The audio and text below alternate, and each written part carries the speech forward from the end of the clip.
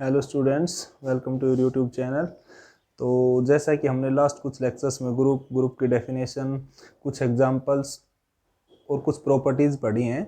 आज के इस लेक्चर में हम ग्रुप ऑफ सिमेट्रीज के बारे में पढ़ेंगे। ग्रुप ऑफ सिमेट्रीज क्या होता है, कौन सी ऑपरेशन होती है यहाँ पे, और एलिमेंट्स कैसे आते हैं। ठीक है, तो ग्रुप ऑफ सिमेट्रीज क्या होता है? ग्रुप ऑफ सिमेट्रीज बेसिकली केवल क्या है, इसको हम ऐसे मान सकते हैं कि जैसे हमने कोई शेप ले ली, कोई भी शेप, जैसे हमने यहाँ पे रेक्टेंगल लिया है तो आपने रेक्टेंगल ही ले लिया, तो इस रेक्टेंगल की शेप का आपने एक बोर्ड कट कर लिया। जैसे कोई भी कार्डबोर्ड में से एक शेप रेक्टेंगल है तो ये हमने कट कर ली वहां से, ठीक है।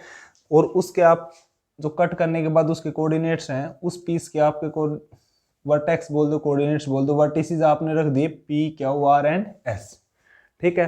तो अब हमें यहाँ पे क्या करना है, मतलब इस डायग्राम को या जो इस रेक्टेंगल है इसको हम कैसे कैसे रोटेट कर सकते हैं, ठीक है, कि उस रोटेशन के बाद ये शेप अगर वापस उसी जहां से हमने कट किया है उस बॉक्स में वापस से एज इट इज फिल हो जाती है, तो उस चीज को हम क्या बोलेंगे, मोशन बोल देंगे, ठीक है। अब यहाँ पे ऐसे कितने मोशन होंगे किसी भी फिगर के, वो देखेंगे हम, ठीक है। वो हर डायग्राम के अलग अलग होंगे। तो जैसे अब यहाँ पे ये रेक्टेंगल है, इसको हम मतलब क्या क्या कैसे कैसे रोटेट करें, कैसे कैसे रिफ्लेक्शन ले, किस साइड के अलोंग रिफ्लेक्शन ले कि जो ये रेक्टेंगल है ये वापिस उसी बॉक्स में कंप्लीट आ जाए।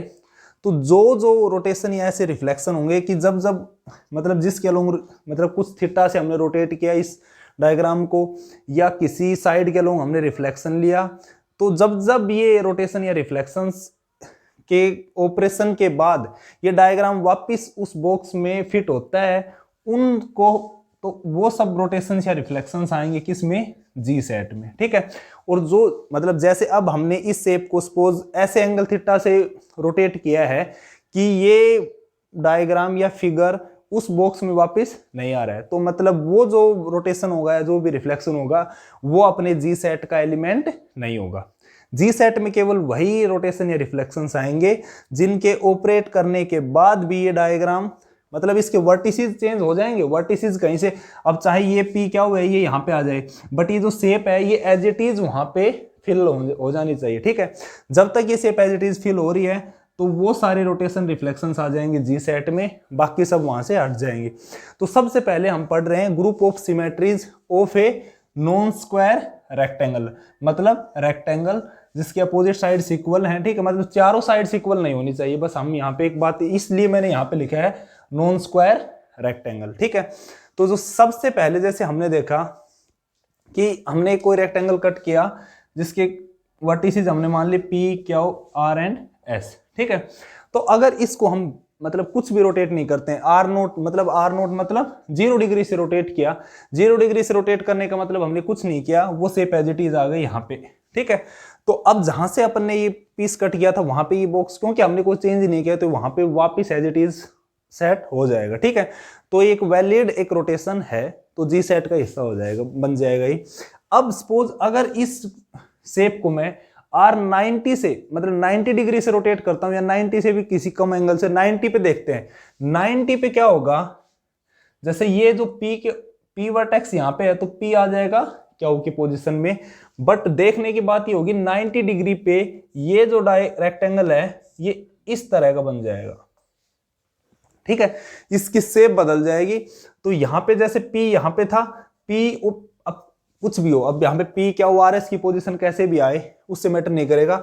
बट जो अपन ने बॉक्स कट किया था वो वहां से यहां पे ऐसे इस टाइप का कट किया था, और अब जो ये नया रेक्टेंगल जब 90 के रोटेशन के बाद इस टाइप का बन गया, तो ये यहां पे आपको दिख रहा है कि एज इट इज फिलअप नहीं होगा, ठीक है।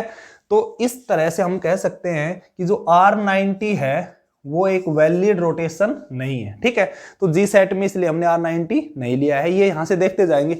अब उसके बाद देखते हैं कि फिर किस एंगल से रोटेट करें कि वापस सेटअप वहीं पे हो जाए। अब R90 के बाद हमने R180 से रोटेट किया, R180 से रोटेट किया, तो जैसे R90 में ये शेप बन गई, और इसको फिर से 90 से करेंगे तो ये रेक्टेंगल फिर से कंप्लीट इस शेप का आ जाएगा, ठीक है। तो R80 में क्या बनेगा, देखो ओरिजिनल पोजीशन क्या है, P, Q, R and S है, ठीक है। 90 से रोटेट करते तो Q की पोजीशन पे आ जाता P, यहाँ पे आता क्यू और यहाँ पे आता आर और फिर यहाँ पे एस। तो आर 180 में क्या होगा कि P है 90 पे क्यू पे पहुंचा, तो 180 पे कहाँ पहुंच जाएगा, आर के ऊपर। तो P कहाँ पे गया, आर की पोजीशन में, ठीक है। तो यहाँ पे आर की प्लेस पे आ गया P, ठीक है। उसके बाद S के प्लेस पे क्या आएगा, S के प्लेस पे क्या आएगा, S के बाद जस्ट आएगा जो P के नेक्स्ट था। P के नेक्स्ट क्या है, यहाँ पे क्यू है, ठीक है। फिर क्यू के नेक्स्ट क्या है, आर है, वो आर यहाँ पे आ गया और फिर लास्ट में यहाँ पे S आ गया, ठीक है। तो कहने का मतलब ये है कि जो भी मतलब ये P पॉइंट है, वर्टेक्स है, उसको एक वर्टेक्स छोड़ के उसे नेक्स्ट के ऊपर मूव कर दो। तो P को R पे आ गया, क्यू कहाँ पे आ जाएगा, R की जगह S पे आ जाएगा, R है, S को छोड़ के P पे आ जाएगा। इसी तरह से ये R 180 का। अब देखोगे कि देखो यहाँ पे कोऑर्डिनेट्स, इसके वर्टिसेस की पोजीशन तो चेंज हुई है, R क्यू S P आ गया, बट इस शेप क्या है, वैसी ही है जैसे अपना रेक्टेंगल था, ठीक है। तो इसको अगर हम वापस उस बॉक्स में फिट करना चाहेंगे तो ये उस बॉक्स में एज इट इज आ जाएगी। तो R 180 भी एक वैलिड रोटेशन है, ठीक है। उसके बाद हम अगर 270 पे करेंगे तो 270 पे फिर से हमें कुछ ऐसी शेप मिल जाएगी, तो उसको हमें रोटेट करने का कोई फायदा है नहीं। फिर हम R 360 पे देखते हैं कि 360 पे क्या आएगा। अब इसको 180 से किया, 360 पे किया, तो हमारे पास जो ओरिजिनल, जो अपनी स्टार्टिंग में जो P क्या हुआ RS जो रोटेशन मतलब शेप थी वही आ जाएगी R 360 पे। तो मतलब जो R 360 है वो किसके इक्वल है, R नोट के इक्वल आ जाएगा, ठीक है। तो यहाँ पे अब फिर उसके बाद फिर से उसके बाद एक कंप्लीट साइकिल हो गया। तो मतलब R नोट और R 360 इक्वल हो गए। 180 का रोटेशन किसके इक्वल होगा, R 180 किसके इक्वल होगा, R 360 प्लस 180, ठीक है। ये शायद आएगा R 540 डिग्री, ठीक है। ये सारे रोटेशन सेम होंगे, डिग्री यहाँ पे आप करोगे तो जो रिजल्टेंट आएगा वो इसी टाइप का आएगा। R नोट पे ये आएगा, R 360 पे भी आएगा, R 720 पे भी यही आएगा, 180 पे ये आएगा, 540 पे आएगा, और उसमें 540 में 180 फिर से ऐड करेंगे तो सॉरी हाँ 540 में 360 ऐड करेंगे तो भी फिर यही आएगा, ठीक है। तो ये अपने दो हो गए रोटेशन जी सेट के। उसके बाद हम देखते हैं कि इसको रिफ्लेक्ट, अब ये तो बाकी तो काम हो गया, अब इसको देखते हैं कि इसको कैसे कैसे रिफ्लेक्ट करें, मतलब किस एक्सिस के अलोंग हॉरिजॉन्टली कट करें, वर्टिकली रोटेट करें, कि मतलब ये शेप एज इट इज रहे, ज्यादा डिस्टर्ब ना हो, कि उस बॉक्स में एज इट इज फिट हो जाए। तो अब देखो ये अपना रेक्टेंगल है, इसको हमने एक हॉरिजॉन्टल लाइन से ली, हमने इसकी जो ब्रेड्थ को कट कर रही है, ठीक है। इसके अलोंग जब हम रिफ्लेक्शन ले रहे हैं, रिफ्लेक्शन लेने का मतलब ये है कि ये जो वर्टिसेस हैं ये यहाँ पे आ जाएंगे और ये साइड है ये इधर आ जाएगी, ठीक है। तो अब यहाँ पे क्यू आर है, इसका मतलब रिफ्लेक्शन के बाद कहाँ पहुंच जाएंगे, क्यू किसके प्लेस पे आएगा, P पे, और P क्यू का प्लेस ले लेगा, और R S के प्लेस पे और S R के प्लेस पे, ठीक है। तो जो नई पोजीशन आई उसको हम बोल देंगे फ्लिप बोल सकते हैं या रिफ्लेक्शन बोलते हैं हम, ठीक है। तो इसको हम डिनोट कर रहे हैं H मतलब हमने हॉरिजॉन्टली इसको कट किया है और उसके बाद इसका रिफ्लेक्शन लिया है, ठीक है। तो यहाँ पे P, यहाँ पे S और यहाँ पे क्या हो, और यहाँ पे R, ये नई पोजीशन आ गई। तो ये भी क्या है, अब इसके कोऑर्डिनेट वर्टिसेस तो चेंज हुए हैं बट इसकी पोजीशन कैसी है, वो सेम ही है, मतलब इसकी शेप वही है, तो ये वापस से उस बॉक्स में फिट हो जाएगी, ठीक है। तो ये अपना एक रिफ्लेक्शन हो गया। उसके बाद हम देखते हैं कि इसको और कैसे कट किया जाए। तो फिर हम इसको एक वर्टिकल लाइन से कट करते हैं, वर्टिकल लाइन से बिल्कुल कट किया। और यहाँ पे एक बात ध्यान से देखना कि जो रिफ्लेक्शन होगा बिल्कुल जो बाइसेक्ट करेगी ना इसकी ब्रेड्थ को, उस लाइन के अलोंग अपने को रिफ्लेक्शन लेना है। सिमिलरली जो यहाँ पे जो वर्टिकल लाइन होगी वो भी इसकी लेंथ को बाइसेक्ट करेगी, तो उसके अलोंग रिफ्लेक्शन लेंगे। तो क्या आएगा, P और S इंटरचेंज हो जाएंगे, P के प्लेस पे S आएगा, S के प्लेस पे P, तो यहाँ पे S आ गया, यहाँ पे P, और क्या और R आपस में इंटरचेंज हो जाएंगे, तो यहाँ पे R आ गया, यहाँ पे क्या आ जाएगा, ठीक है। तो अपने पास अब उसके बाद अगर आप लोगों को लग रहा है कि इसके डायगोनल्स के अकॉर्डिंग क्यों नहीं कट करें, डायगोनल्स के अकॉर्डिंग आप कट करोगे तो क्योंकि ये स्क्वायर तो है नहीं, तो यहाँ पे जो ये इसका ये कोऑर्डिनेट है यहाँ पे इसके ऊपर एग्जैक्ट कोइंसाइड नहीं करेगा, या जो क्यू, हाँ जैसे इसके अलोंग लिया तो जो क्यू और S जो वर्टेक्स हैं, तो क्यू किधर जाएगा, इधर जाएगा, बट वो S के साथ कोइंसाइड नहीं करेगा। तो जो ये डायगोनल या नॉन डायगोनल के अलोंग अपन जब ये दो डायगोनल्स हैं, इनके अलोंग जब हम रिफ्लेक्शन लेंगे तो वो जो शेप है वो एग्जैक्ट वही शेप नहीं आएगी, तो वापस उस बॉक्स में फिट नहीं आएगा। ये आप मतलब एक छोटी सी प्रैक्टिस है, ये आप घर पे भी करके देख सकते हैं किसी भी इनमें से किसी भी शेप के साथ, ठीक है। तो अपने पास जो केवल वैलिड रोटेशन या रिफ्लेक्शन है वो है आर नोट, मतलब किसी भी एंगल से हमने रोटेट नहीं किया, केवल 0 डिग्री से रोटेट किया तो उसमें कोई चेंज नहीं है। फिर आए आर 180 डिग्री से रोटेट किया, फिर एच मतलब एक रिफ्लेक्शन लिया किसके अलोंग, हॉरिजॉन्टल लाइन के अलोंग जो ब्रेड थ्रू कट कर रही है, वी मतलब एक वर्टिकल लाइन के अलोंग हमने रिफ्लेक्शन लिया, ठीक है। तो ये अपना जी सेट आ गया। अब इसको देखेंगे कि ग्रुप बनाएगा या नहीं बनाएगा।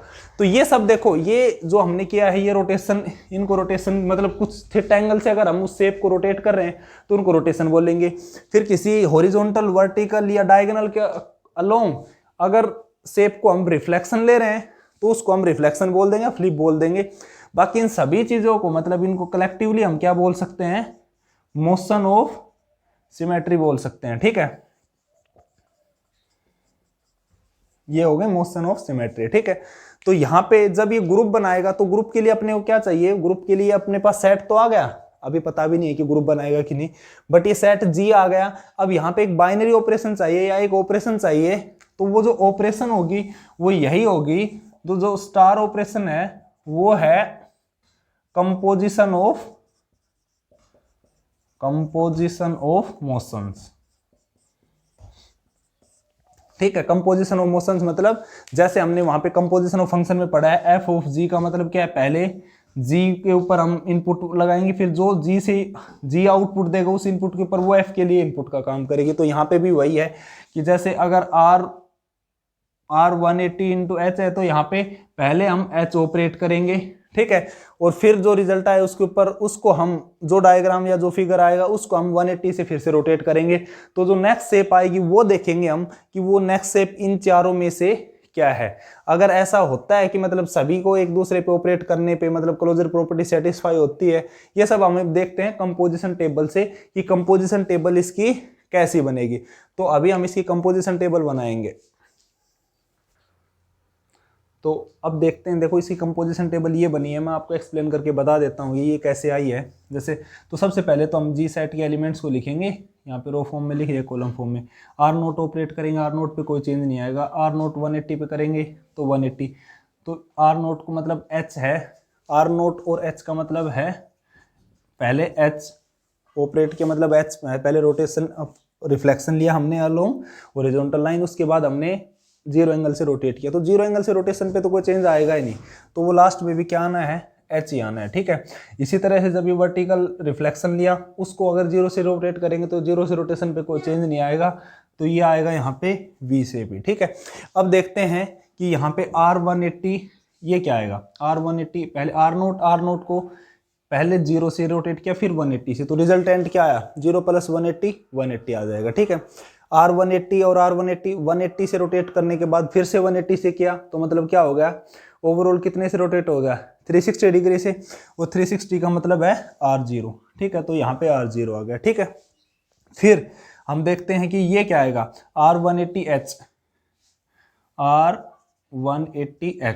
तो ये देखो ये हमारे पास शेप है यहाँ पे H, ठीक है। इस शेप को अगर मैं R180 से रोटेट करता हूँ तो आप देखना कि कौन सी शेप आएगी। तो यहाँ पे देखो 180 से रोटेट करने का मतलब है एक वर्टेक्स छोड़ के नेक्स्ट पे शिफ्ट हो जाएंगे सारे के सारे वर्टेक्स। तो जो P वर्टेक्स है वो चला जाएगा कहाँ पे, R के प्लेस पे, तो P आ गया यहाँ पे। अब देखना ये P आ जाएगा यहाँ पे, थोड़ा सा ये स्क्वायर रेक्टेंगल ही है ये, ठीक है। यहाँ पे आ गया P। S है वो कहाँ पे चले जाएगा, Q के प्लेस पे, ये आ गया S, ठीक है। R है वो आ जाएगा P के प्लेस पे, और क्या होगा वो आ जाएगा S के प्लेस पे। अभी आप देखो कि कौन सी शेप है, P S, और यहाँ पे क्या था, ये कुछ से गड़बड़, यहाँ पे R आएगा ये, ठीक है, क्योंकि R Q को छोड़ के कहाँ पे पहुँचेगा, P के प्लेस पे पहुँच जाएगा। तो ये आ गया P S Q R। तो ये कौन सी शेप है, P S, सॉरी वो थोड़ा सा उसमें एक वर्टेक्स का कुछ मिस्टेक हुआ था। अब देखना यहाँ पे फिर से कि 180 का मतलब है एक वर्टेक्स छोड़ के रोटेट करना, ठीक है। तो यहाँ पे P है, यहाँ पे S है, R है, तो तो अगर 90 से करते तो p प्लेस पे जाता है s के पे, 180 से किया तो p किस प्लेस पे चले जाएगा, r के प्लेस पे, तो ये आ गया p। ठीक है, उसके बाद क्या हो, देखो इसके बाद नेक्स्ट वर्टेक्स क्या हुआ है, क्या हो कहाँ पे जाएगा, p के बजाय कहाँ पे जाएगा, s पे, तो ये आ गया क्या हो यहाँ पे। ठीक है, फिर r कहाँ पे आएगा, r 180 से क्या है तो एक वर्टेक्स छोड़ के क्या हो, छोड़ के p के प्लेस पे आएगा, तो r आ गया यहाँ पे। ठीक है, फिर नेक्स्ट s r के प्लेस को छोड़ के कहाँ पे पहुंचेगा, क्यू के प्लेस पे, तो ये नई शेप आई, यही आगे p क्यू s r। अब आप देखो ये कौन सी शेप है, p क्यू, तो ये यहाँ पे है v, p Q s and r, तो ये इसलिए यहाँ पे क्या आ गया, v आ गया, मतलब ये किसके इक्विवेलेंट है, रिफ्लेक्शन अलोंग वर्टिकल लाइन। ठीक है, फिर सिमिलरली फिर आएगा r 180 और v क्या आएगा, इसका मतलब है कि पहले हम v देखेंगे फिर इसके ऊपर हम 180 ऑपरेट करेंगे। ये आप देख सकते हो यहाँ पे क्या है, p है। ठीक है, तो p को एक वर्टेक्स छोड़ के दूसरे पे नेक्स्ट पे शिफ्ट कर दो, p s और r, तो p आ जाएगा इस प्लेस पे। ठीक है, उसके बाद नेक्स्ट क्या है, s कहाँ पे जाएगा, s r को छोड़ के क्यू के प्लेस पे। ठीक है, तो ये आ जाएगा s यहाँ पे। ठीक है, फिर उसके बाद क्या आएगा, r क्यू को छोड़ के p के प्लेस पे, यहाँ पे आ गया r। ठीक है, और यहाँ पे आ गया फिर क्यू p को छोड़ के s के प्लेस पे, ये आ गया यहाँ पे। तो ये शेप आ गई r s Q p। r s Q p का मतलब है अपने पास h, मतलब जब रिफ्लेक्शन अलोंग हॉरिजॉन्टल लाइन, तो ये आ गया h। ठीक है, फिर हम देख रहे हैं कि ये थर्ड रो क्या आएगी, तो यहाँ पे पहले r नोट ऑपरेट किया फिर h, r नोट से तो कुछ चेंज आएगा नहीं, तो h का मतलब यहाँ पे रिजल्टेंट आएगा h ही। ठीक है, फिर r 180 h क्या आएगा, तो पहले 180 से रोटेट करो। ठीक है, फिर उसके बाद हॉरिजॉन्टल लाइन से रिफ्लेक्शन लो, तो ये क्या हो जाएगा, यहाँ पे आ जाएगा, ये चेंज हो जाएगा इस शेप में, यहाँ पे आ गया p, यहाँ पे आ गया s, और यहाँ पे आ गया r, और यहाँ पे आ गया q। तो अब आप ये शेप देख सकते हो, कौन सी शेप है, p s r q, p s r q, कौन सी शेप आई, v की, तो यहाँ पे आ गया v। फिर h और h, अब एक कोई भी रिफ्लेक्शन है, अब जैसे हमारे पास h था, ये हमने हॉरिजॉन्टल लाइन के अलोंग रिफ्लेक्शन लिया, हम फिर से वापस उसी लाइन के अलोंग फिर से रिफ्लेक्शन लेंगे, तो वो वापस जो भी वर्टिसेस थे वो अपनी ओरिजिनल पोजीशन के ऊपर आ जाएंगे।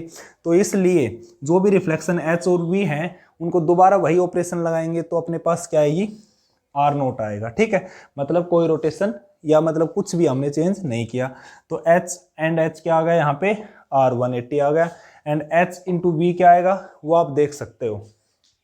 ठीक है, h इंटू v का मतलब है पहले हमने v ऑपरेट किया, फिर उसके ऊपर मतलब पहले तो ये आ गया रिजल्टेंट, फिर इसको हॉरिजॉन्टल लाइन से रिफ्लेक्शन ले लिया अलोंग हॉरिजॉन्टल लाइन, तो यहाँ पे कोऑर्डिनेट्स आ जाएंगे r q p and s। ठीक है, तो ये आ गए r q p and s। ठीक है, तो ये आ जाएगा 180 की इक्विवेलेंट, r 180 की इक्विवेलेंट। सिमिलरली इसी तरह से यहाँ पे आ जाएगा r नोट v आ जाएगा v, r 180 v आ जाएगा h और v बन जाएगा r 180। ये आप अब चेक कर सकते हैं, मतलब इन्हीं शेप्स को बस रोटेट करना है, कभी h कभी रिफ्लेक्शन लेना है, कभी रोटेशन लेना है, तो ये शेप बन जाएगी। लास्ट में फिर v एंड v क्या मिलके क्या दे देंगे, r नोट। ठीक है, तो जो हमारी ये थी हमारी कंपोजिशन टेबल। ठीक है, इस कंपोजिशन टेबल से हम देखते हैं कि इस कंपोजिशन, तो ये देखो, ये यहाँ से अब हम चेक करते हैं कि यहाँ पे क्लोजर, एसोसिएटिव, आइडेंटिटी और इनवर्स ये सारी प्रॉपर्टीज सेटिस्फाई हो रही या नहीं हो रही।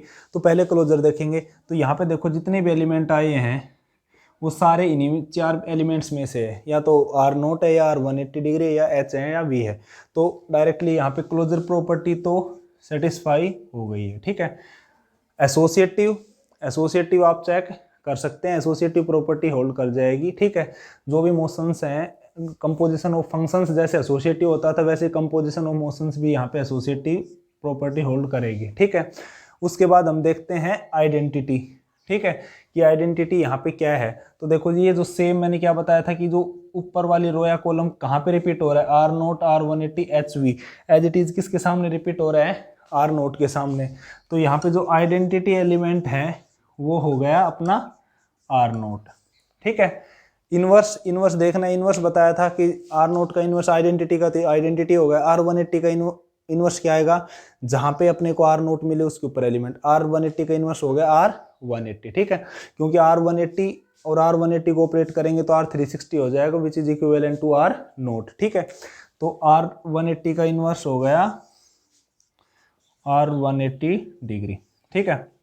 और ये बता दिया कि जो भी रिफ्लेक्शंस हैं H और V दोनों क्या है, रिफ्लेक्शन है, और रिफ्लेक्शन को मतलब सेम हम दोबारा ऑपरेट करेंगे तो वो ओरिजिनल जो फिगर है या ओरिजिनल डायग्राम है वो आपको मिल जाएगा, ठीक है, ओरिजिनल शेप आ जाएगी आपके पास। तो H का इनवर्स क्या आएगा, देखना H का इनवर्स क्या आया है, R नोट आइडेंटिटी यहाँ मिली ऊपर किसके, H एलिमेंट के नीचे, तो H का इनवर्स H, और सिमिलरली V का इनवर्स क्या आएगा, V रिफ्लेक्शंस जो भी होंगे वो सेल्फ इनवर्स एलिमेंट होंगे, रिफ्लेक्शंस का हमेशा वही, जो भी रिफ्लेक्शन होंगे उनका इनवर्स वही होंगे। यहाँ पे देखो अब R नोट का इनवर्स R नोट, R180 का R180, H का इनवर्स H और V का इनवर्स V। यहाँ पे सारे के सारे एलिमेंट कैसे हो गए, सेल्फ इनवर्स एलिमेंट हो गए। और जैसे कि मैंने लास्ट लेक्चर में बताया था कि अगर किसी ग्रुप में सारे के सभी एलिमेंट सेल्फ इनवर्स एलिमेंट हैं तो वो ग्रुप क्या हो जाता है, एबिलियन ग्रुप, ठीक है। तो ये आप यहाँ से भी देख सकते थे कि ये जो शेप है ये यहाँ पे first row first column, second row second column, third row third column सभी इक्वल हैं, तो यहाँ से भी हम डायरेक्ट बता सकते हैं कि ये जो ग्रुप था ये एबिलियन हो जाएगा।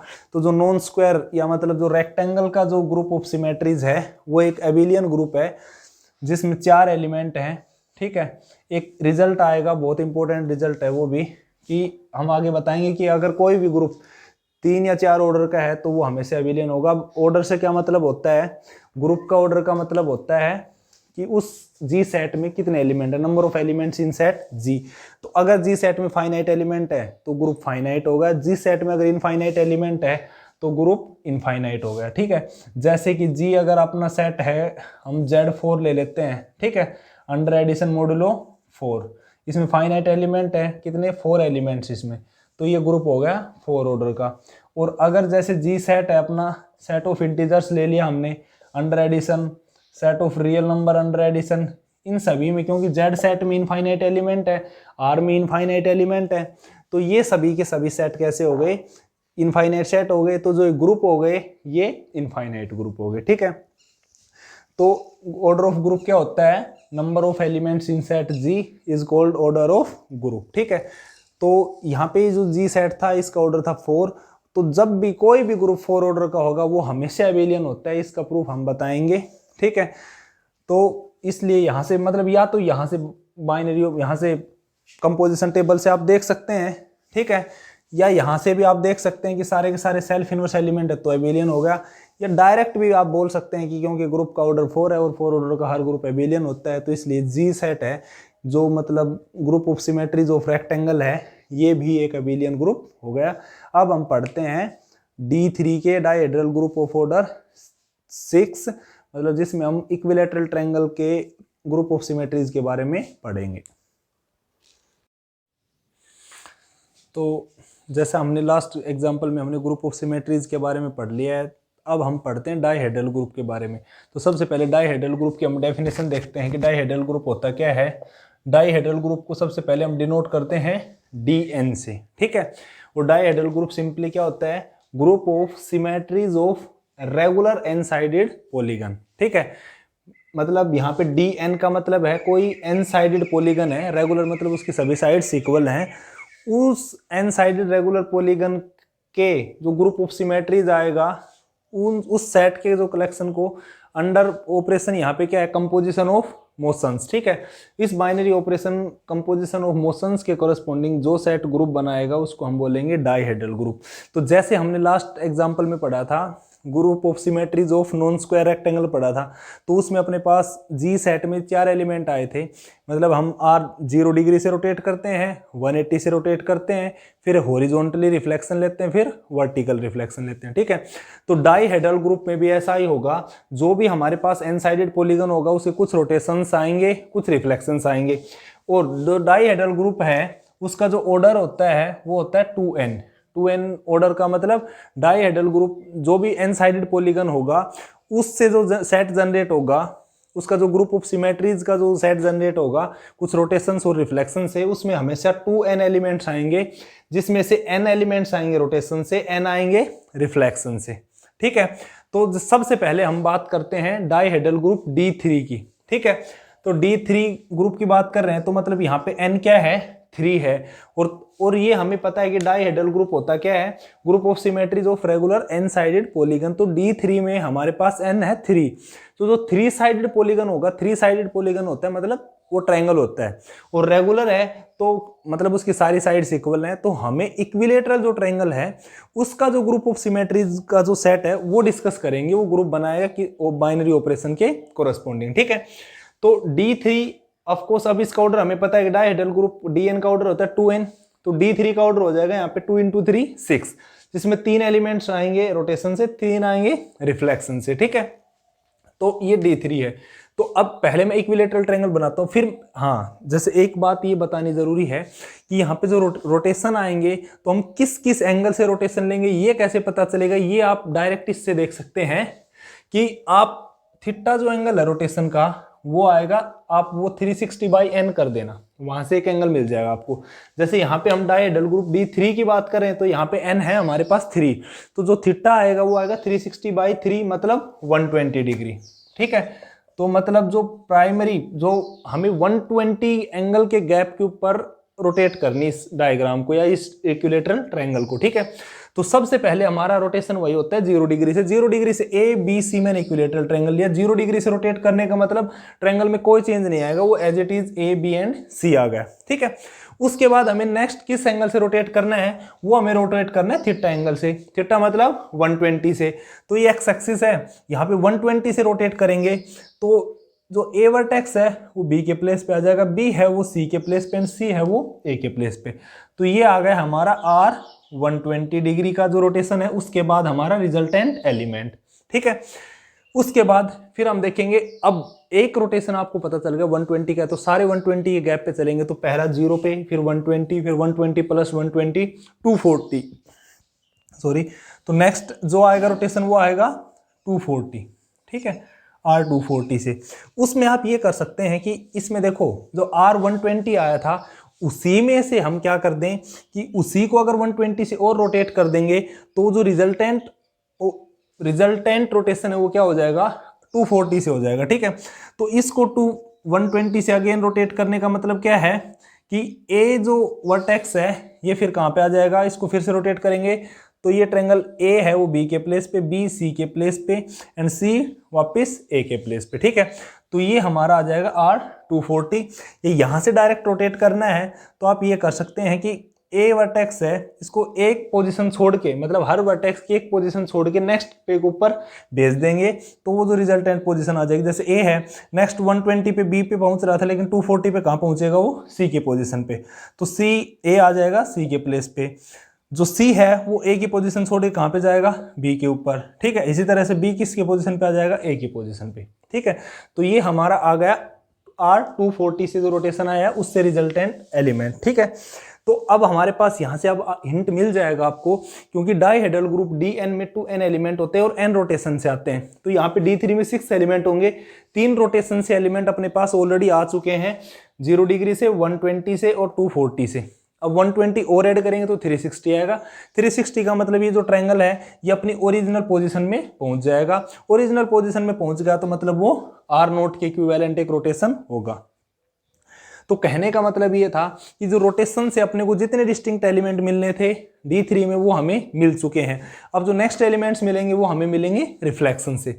अब ये ट्रायंगल है इसको हम हॉरिजॉन्टली या वर्टिकली, हम इसका हॉरिजॉन्टल अगर आप देखें, सॉरी वर्टिकल अगर रिफ्लेक्शन लेंगे तो ये ऐसे, मतलब A इधर आ जाएगा और B और C उधर, मतलब ये कोई जो शेप बनेगी ये कोई शेप ऐसी नहीं बनेगी कि इसको अगर आप किसी बॉक्स से कट करके वापस फिट कर पाओगे।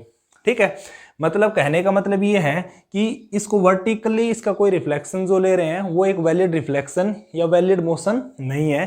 ठीक है, इसके जो 3 रिफ्लेक्शन आएंगे वो आएंगे, इसका जो हर एक वर्टेक्स बोल दें A B और C 3 वर्टेक्स हैं तो तीनों से जो एक एंगल बाइसेक्टर बोल दें उसके थ्रू आप देखेंगे कि जैसे फर्स्ट है ले रहे हैं हम एफ नोट, ठीक है, इसमें जैसे ये एक्स एक्सिस है हमारी, ये एक्स एक्सिस लाइन है, ठीक है, इसके अलोंग अपने को क्या लेना है, रिफ्लेक्शन लेना है। तो ए वर्टेक्स ये अपनी इसी पोजीशन पे रहेगा, ठीक है।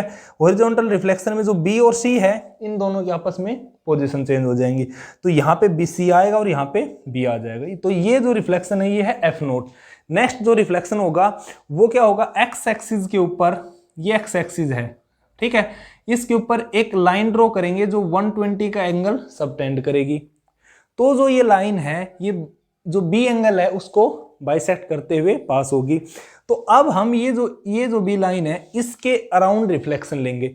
अब बी है ये इसके अराउंड रिफ्लेक्शन ले रहे हैं, तो ये एज इट इज है, तो चेंज क्या होगा, ए सी में चेंज हो जाएगा और सी ए में, तो यहाँ पे ए आ गया और यहाँ पे सी। तो ये जो रिफ्लेक्शन है ये इसको हम नाम दे रहे हैं F1 का, ठीक है। नेक्स्ट क्या करना है फिर, अब आपको थोड़ा हिंट मिल गया कि पहले हमने ए वर्टेक्स से पास होने वाले मतलब एक्स एक्सिस के अलोंग रिफ्लेक्शन लिया, सेकंड एक्स एक्सिस से 120 के ऊपर रिफ्लेक्शन लिया, नेक्स्ट में एक्स एक्सिस से 240 के ऊपर, यहाँ पे ये लाइन थी, यहाँ पे 120 का एंगल सबटेंड हो रहा था, तो ये जो लाइन है यहाँ पे 240 एक्स एक्सिस के साथ 240 का एंगल सबटेंड करेगी। तो 240 का सबटेंड करेगी तो ये बेसिकली कहाँ से पास होगी, वर्टेक्स सी से पास होगी। इसके अलावा रिफ्लेक्शन लेंगे तो जो सी वर्टेक्स सही एज इट इज रहेगा, यहाँ पे ए और बी का रिफ्लेक्शन लिया तो यहाँ पे ए आ जाएगा और यहाँ पे बी आ गया, ठीक है। तो ये हमारी जो रिजल्टेंट रिफ्लेक्शन आ गया F2 का नाम दे दिया। तो ये आपके पास 6 एलिमेंट्स आने चाहिए थे, D3 में 6 एलिमेंट आ गए, 3 रोटेशन से एंड 3 रिफ्लेक्शन से, ठीक है। तो ये डाइहेड्रल ग्रुप D3 के 6 एलिमेंट होते हैं। ऑपरेशन आपको पता है, ये कंपोजिशन ऑफ मोशंस होगी यहाँ पे। अब इसकी हम कंपोजिशन टेबल बनाई है हमने, वो थोड़ा टाइम बचाने के लिए बनाई है, इसमें कुछ भी नहीं करना है आपको। मैं 2-3 एग्जांपल लेके मैं आपको बता दूंगा कि ये शेप्स कैसे आएंगे और क्यों आ रही है एंट्रीज, बाकी आप इसको अपने नोटबुक में ट्राई करके देख सकते हैं, ठीक है। तो जैसे ये सारे के सारे एलिमेंट हमने लिख लिया, R0, 180, 120, 240, F0, F1 and F2, ठीक है। और ऐसे ही आपको पता है ये कंपोजिशन टेबल या केले टेबल कैसे बनती है, इसके एलिमेंट्स को एक बार रो फॉर्म में, कॉलम फॉर्म में, फिर यहाँ से हमने ऑपरेट करना शुरू किया। R0 को R0 से करोगे तो R0 रहेगा, R0 तो मतलब क्या आइडेंटिटी की तरह ट्रीट होगा, आइडेंटिटी एलिमेंट है बेसिकली, ये किसी भी शेप के ऊपर कोई भी चेंज नहीं करे, क्योंकि 0 डिग्री से रोटेट करने का मतलब है वो शेप ओरिजिनली उसी पोजिशन में है, ठीक है।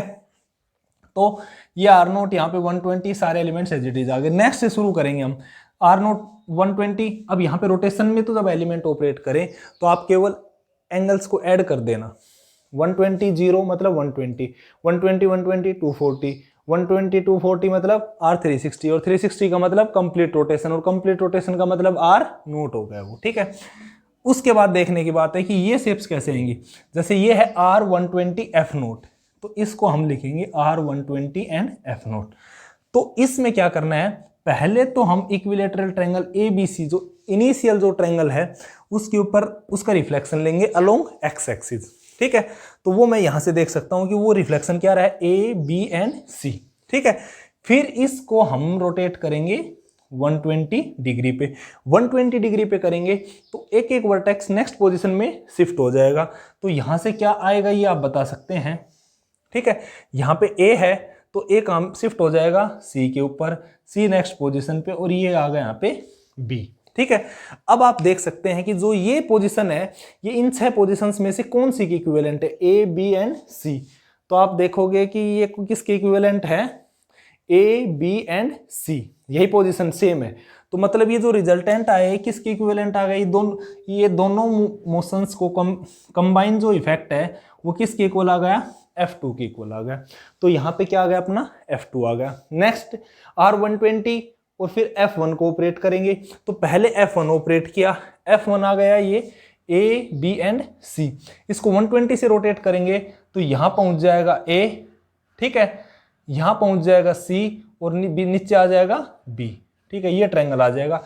ये देख सकते हो आप A, B, C कौन सा ट्रायंगल है, यहाँ पे A, B एंड C, तो ये A, ये B एंड यहाँ पे C, ठीक है। तो ये जो मोशन है ये किसकी इक्विवेलेंट आ गया, मतलब R120 F1 इक्विवेलेंट है किसके, F0 के इक्विवेलेंट है, ठीक है। तो यहाँ पे इसलिए क्या आ गया, एफ नोट आ गया।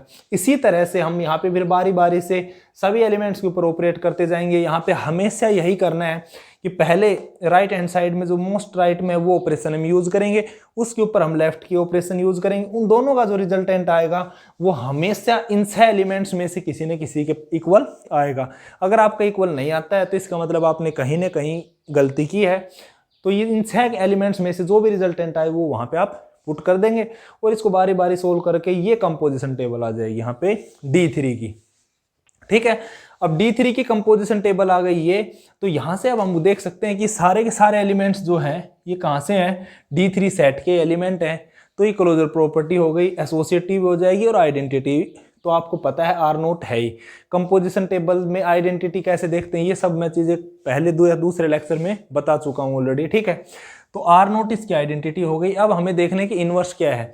तो इनवर्स आर नोट का तो आइडेंटिटी है, तो इसके इनवर्स आर नोट, R120 का इनवर्स जहां पे आपको आइडेंटिटी मिली, आइडेंटिटी कहां मिली, आर नोट R240 के नीचे।